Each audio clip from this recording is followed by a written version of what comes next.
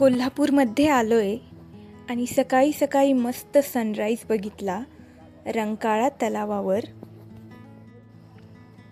रंकाळा तलाव महालक्ष्मी मंदिराच्या रस्त्यालाच लागतो.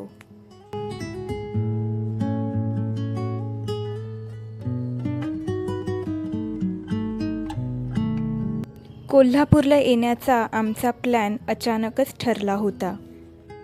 श्री करवीर निवासिनी महालक्ष्मी अंबाबाई ही आद्य स्वयंभू 3.5 शक्तिपीठांपैकी एक आहे आणि हे महाराष्ट्रातील कोल्हापूर शहरात आहे. हे आदिशक्तीचे महामातृक स्थान आहे. श्री दुर्गा सप्तशती या पुस्तकात महालक्ष्मीचे वर्णन असे केलेले आहे.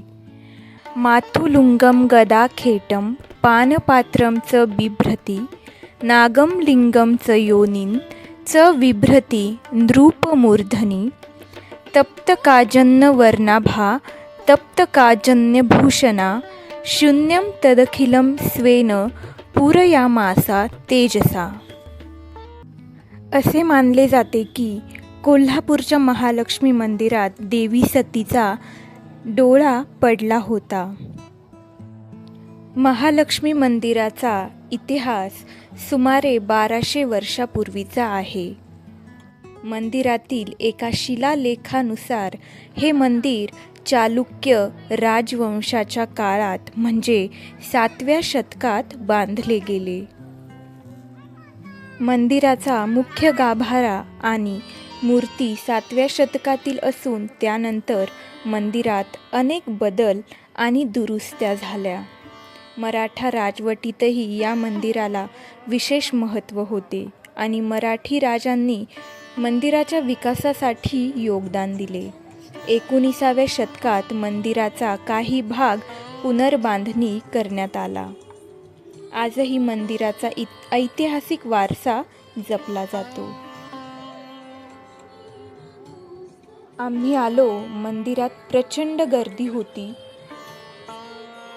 आम्ही 8:30ला रांगेत उभे राहिलो तर आमचे दर्शन 11 वाजता झाले. मंदिराच्या स्थापत्यकलेविषयी थोडक्यात सांगते. ही हेमाडपंथी शैलीतील आहे जी प्रामुख्याने काळ्या दगडात बांधली गेली. मंदिराचा मुख्य गाभारा, मंडप आणि गर्भगृह हे सर्व काळ्या दगडात कोरलेले आहेत.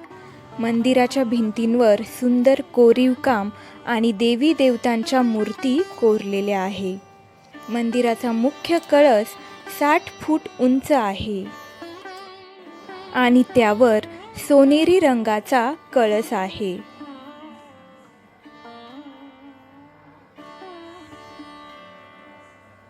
मंदिराच्या चारही बाजूंना 4 प्रवेशद्वारे आहे ज्याला चतुर्मुखी असे म्हणतात.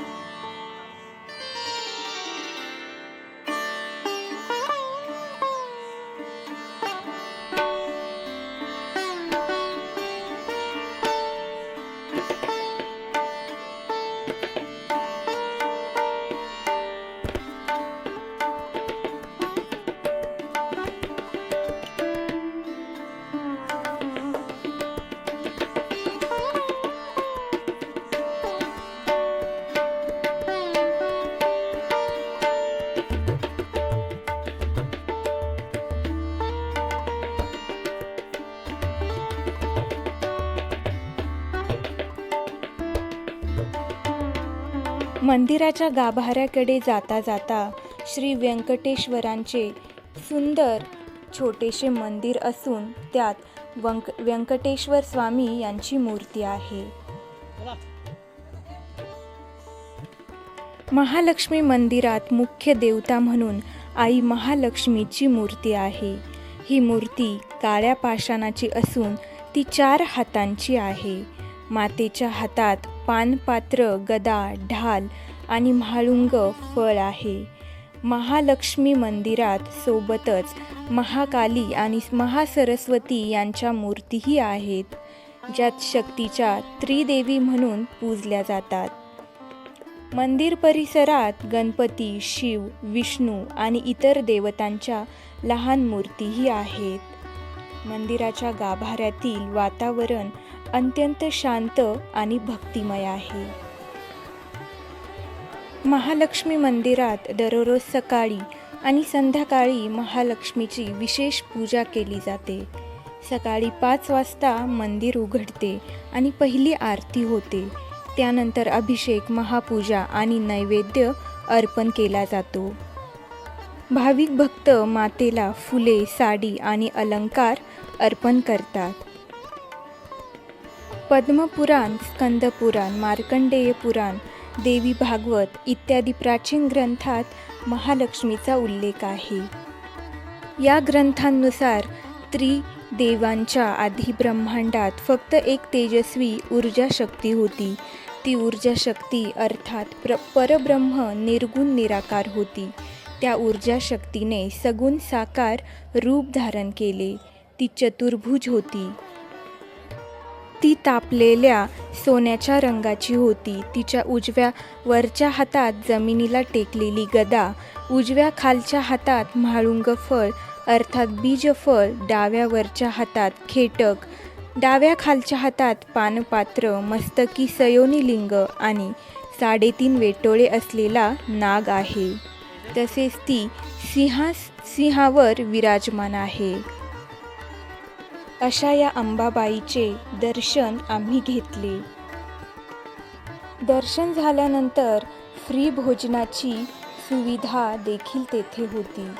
आय होप हा व्हिडिओ आवडला असेल तुम्हाला. आवडला असेल तर लाईक करा आणि चॅनलला सबस्क्राईब करा.